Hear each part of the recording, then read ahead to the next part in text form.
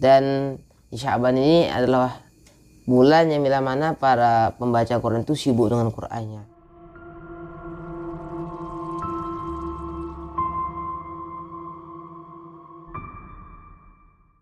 Assalamualaikum warahmatullahi wabarakatuh. Innal hamdalillah nahmaduhu wa nusalli ala rasulihil karim wa ala alihi wa sahbihi wa man ittaba'al huda wa dinil haq. Amma ba'd, subhanaka la ilma lana illa ma 'allamtana innaka antal alimul hakim. Assalamualaikum teman-teman sekalian yang berada di rumah ataupun kawan-kawan yang ada di luar. Saya doakan semoga teman-teman dalam keadaan sehat walafiat, diberikan panjang umur, keberkahan dalam umur, dan apapun yang teman-teman niatkan Allah kabulkan. Baik, tak terasa Allah Subhanahu wa taala menyampaikan kita kembali di bulan Sya'ban. Setelah kemarin kita berada di bulan Rajab, kini Allah sampaikan kita di bulan Sya'ban. Tentu di antara kita ada yang belum paham, ada yang belum ngerti. Ini apa yang harus dilakukan di bulan Sya'ban. Jadi Ibnu Rajab Al-Hanbali meriwayatkan, adalah umat muslim bila memasuki bulan Sya'ban, mereka menekuni mushaf Al-Quran, membaca Al-Quran maksudnya di sini. Mereka membaca, mengeluarkan zakat harta mereka untuk menguatkan orang-orang yang lemah dan miskin untuk berpuasa di bulan Ramadan. Jadi bisa dikatakan ya, ini bulan Sya'ban ini istiadat persiapan, sama lah, nggak jauh-jauh sama bulan Rajab. Nah, Rajab persiapan lagi, Sya'ban persiapan lagi, dan di Sya'ban ini adalah bulan yang bila mana para pembaca Quran itu sibuk dengan Qur'annya. Mudah-mudahan kita Allah istiqomahkan kita untuk selalu banyak memperbanyak baca Al-Quran kita di bulan Sya'ban. Sedangkan Salamah bin Kuhail pun juga mengatakan bulan Sya'ban disebutkan sebagai Syahrul Qurra, bulannya untuk para qari yang qari itu suka membaca Al-Quran. Adalah Habib bin Thabit bila masuk bulan Sya'ban berkata, ini adalah bulan para pembaca Al-Quran. Jadi di antara dua perkataan tadi itu kita udah bisa ngambil kesimpulan. Ini bulan pembaca, bulan untuk qari, bulan untuk para penghafal Quran, bulan untuk para pembaca Al-Quran. Bila nanti di sininya udah siap, jadi di Ramadan tinggal nambah lagi. Oke, sekarang kita masuk tentang nisfu Sya'ban. Artinya nisfu Sya'ban itu, nisf itu artinya tengah atau setengah. Nisfu Sya'ban, pertengahan bulan Sya'ban, itu di tanggal 13, 14, 15. Nah, puncaknya itu tanggal 15. Kita baca Yasin, ada yang sholat tasbih, ada yang sebagainya. Nah, lalu bagaimana tentang puasa nisfu Sya'ban? Imam Ar-Romli itu benar ditanyain gini, masalah tentang puasa nisfu Sya'ban gimana?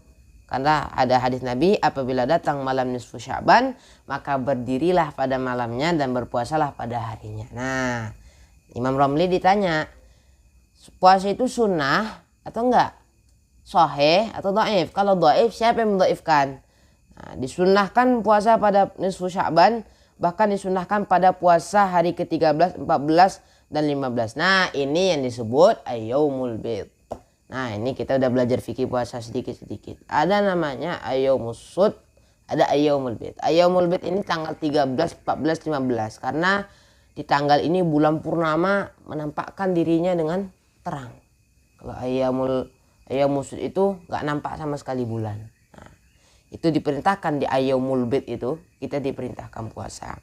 Nah, ada juga pendapat yang menyatakan bahwa kalau udah nisfu Sya'ban itu nggak boleh puasa untuk orang yang bila mana nih, ini harus dicatat, untuk orang yang bila mana kemarin tuh bulan-bulan kemarin nggak ada puasa sunnah, itu nggak boleh buat dia. Tapi kalau ya Senin Kamis sudah jadi wirid tuh sama dia, boleh dilanjutkan sampai di hari terakhir bulan Sya'ban. Oke, Imam Fashani mengikhtisarkan, kesimpulannya begini, bahwa malam nisfu Sya'ban itu disunnahkan karena adanya beberapa hadis menghidupkan malam itu dengan Al-Quran, baca Quran. Kalau kita tradisinya para habaib itu mereka rutin membaca Yasin 3 kali sebagaimana dilakukan para aslaf terdahulu. Nah, di antara 2 Yasin itu ada sholat sunnah 2 rakaat. 2 rakaat, Yasin lagi, 2 rakaat, Yasin lagi. Nah, itu dia. Agar apa kita menghidupi malam nisfu Sya'ban itu? Agar Allah Subhanahu wa taala memberkahi umur kita agar sampai di bulan Ramadan. Dan mudah-mudahan Allah menyehatkan badan kita untuk sampai ke bulan Ramadan, tidak ada terjadi halangan dan sebagainya. Itu dia. Nisfu Sya'ban itu ada amalan-amalan yang ini udah masyhur, udah populer di antara kita, yaitu sholat tasbih. Nah, sholat tasbih ini hadisnya dhaif. Di kitab Ihya Ulumuddin, di kitab sholat, itu dijelaskan oleh Imam Al-Ghazali rahimahullah Hujjatul Islam. Dijelasin di dalam. Rasulullah mengajarkan kepada mamanya Abdullah bin Abbas, menurut riwayat Abdullah bin Abbas atau Ibnu Abbas, Sayyidina Abbas radhiyallahu anhu, Sayyidina Abbas diajarin tuh sholat tasbih. Nah, nih aku jelasin lagi sholat tasbih. Kaifiyah sholat tasbih itu, ini buat yang belum paham aja, yang sudah paham ini boleh diulang. Yang pertama, niat. Di kitab Safinatun Najat disebutkan niat itu seafdol-afdolnya, sebaik-baiknya itu di hati. Ya kalau ngucap nggak masalah, nggak bid'ah. Karena niatnya itu kan di sini. Lebih bagus seafdol-afdolnya di sini. Sholli sunat tasbih raka'ataini mustaqbil qiblati. Boleh sendiri, boleh berjamaah. Berjamaah tuh itu harus ada tujuan. Contoh mau ngajarin anak kayak sholat duha tuh boleh. Ya. Untuk mengajarkan orang yang belum paham itu boleh sholat tasbih. Dah, niat sholat tasbih, takbir. Allahu Akbar. Baca Allahu Akbar kabira alhamdulillah katsira sampai habis. Baca surah Alhaakumut Takatsur. Alhaakumut Takatsur. Baru habis itu Fatihah Alhaakumut Takatsur, baru tasbih. Subhanallah walhamdulillah wala ilaha illallah wallahu akbar 15 kali. Sampai udah hitungan yang ke-15 baru tambahin wala haula wala quwwata illa billahil aliyyil azim. Baru selesai itu. Nah, itu kaifiyahnya. Habis baca subhan rabbil azim, tasbih lagi. Tidak habis rabbana lakal hamdu, tasbih lagi. Itu tasbih sampai ke rakaat yang terakhir, rakaat kedua. Boleh sholat ini dilaksanakan sepekan sekali, setahun sekali. Kalau Rasyid pribadi ya, karena sholat tasbih ini terbilang berat kalau menurut Rasyid. Karena tasbih ngitung-ngitung sampai Aji minta, Umi tolong kasih tanda di tasbih, hitungan 15 atau 10.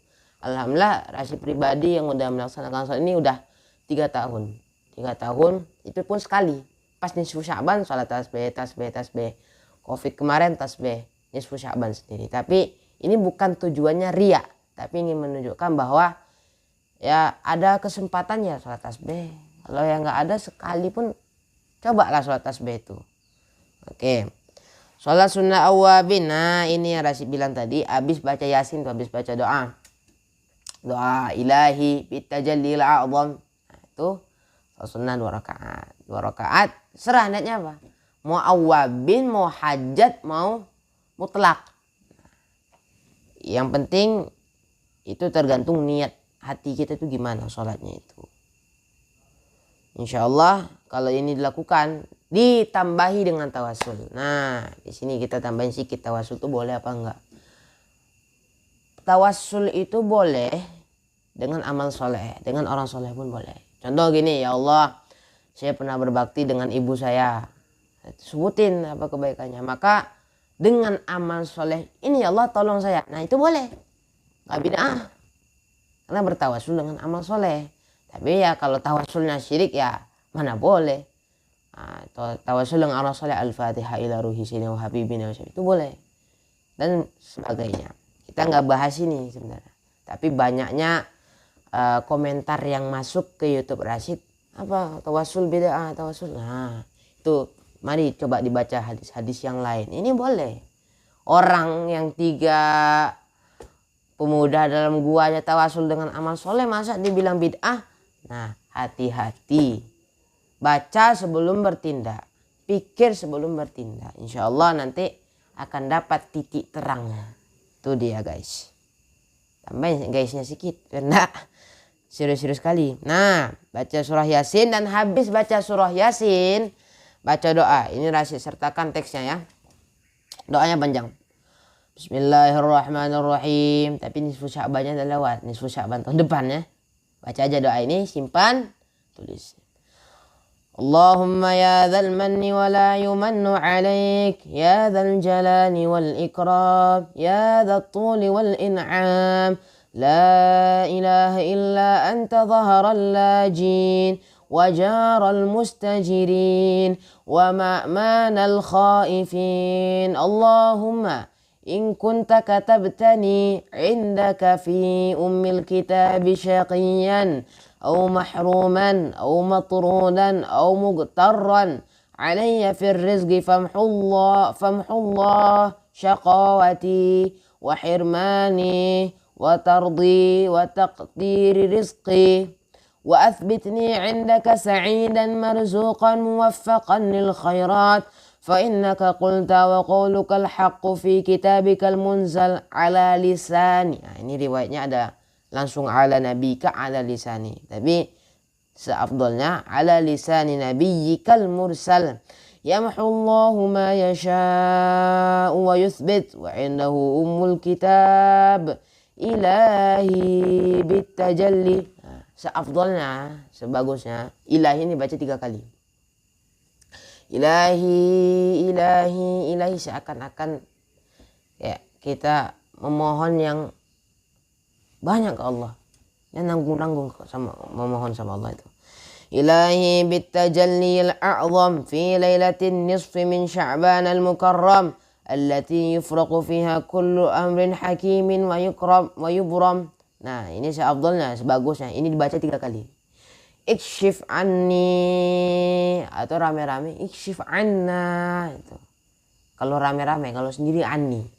Ikshif anni, ikshif anni, ikshif anni minal bala ma'a'lam. Nah, ini doa khusus, apalagi COVID sekarang ini, baca doa ini insyaallah mujarrabat.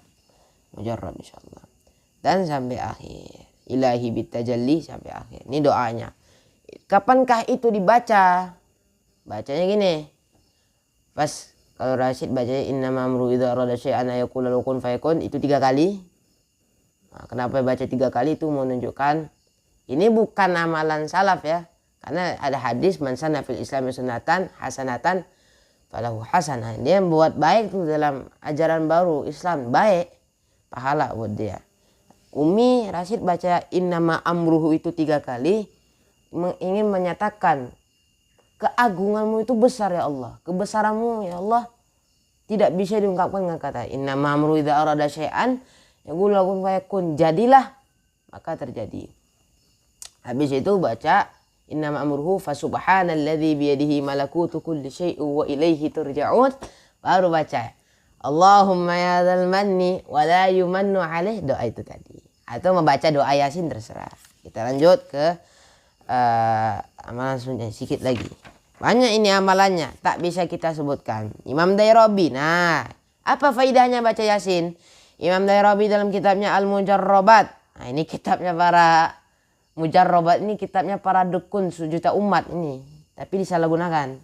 Menyebutkan bahwa salah satu keistimewaan surah Yasin adalah barang siapa membaca surah Yasin 3 kali dengan niat sebagaimana tersebut dengan niat sebagaimana tersebut sebelumnya, kemudian dilanjutkan membaca doa nisfu Sya'ban seperti yang telah tertera tersebut. Akan tetapi sebelum membaca doa tersebut, terlebih dahulu membaca doa-doa berikut ini, di mana doa-doa ini dibaca 10 kali dengan harapan Allah mengabulkan setiap untayan doa yang kita panjatkan. Doanya panjang.